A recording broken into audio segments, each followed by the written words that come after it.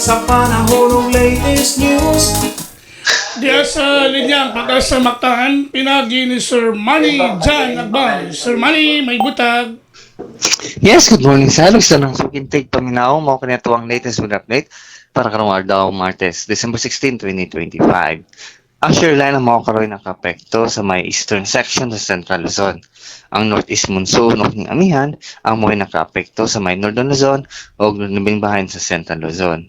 Samtang ang easterlies ang mga nakaapekto din sa Visayas o balimbahan sa tuwang nasod o gawas aning tulo ka weather system.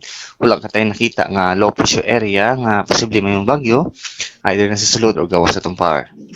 O para sa tuwang forecast weather condition para din sa Metro Cebu, lakip na sa Tibok Probinsya sa Sugbo sa sunod nga 24 oras. Kaya maksinati taon general weather condition, gawas na lang kung may mga isolated na mga rain showers o thunderstorms kumikan aning easterlies. So posible ka po ng mga flash flood o landslide, labi na kung may mga severe thunderstorms. O para sa kemtang sa tong hangin o kadagatan, ang tibok Central Visayas kay makasinato og hinay ngadto sa kasarangan nga hangin nga nagagikan sa amyang silangan di nabalod sa tong karagatan malinaw nito na sa kasarangan ang mga pagbalod. Dinhi sa Subo ang taob sa tong dagat karong alas 9:30 sa buntag ug munas kini unya alas 2 sa udto. Temperatura sa Subo karong adlaw posible mabot sa 26 to 32 degrees Celsius. Atong sunrise ganing alas 5:54 sa buntag ug atong sunset karong alas 5:05 sa hapon. Og mo lang kantong latest with update di kadiri sa Butan sa Pag-asa kini si Manager Agbay may buntag. Salamat Sir Manny. Advance Merry Christmas. Okay, good morning.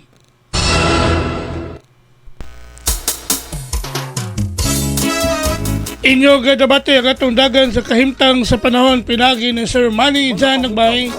Ang atong widow specialist gikan sa Pag-asa Mactan nga naghatod nining atong dagan sa kahimtang sa panahon nining adlaw nga Martes.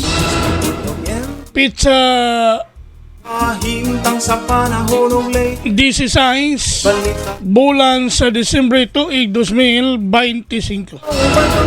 Pinagi ni Sir Manny Jan Agbay ang atong widow specialist gikan sa Pag-asa Mactan. Salamat kayo ni Sir Manny Jan Agbay ug mayong buntag sa Pag-asa Mactan.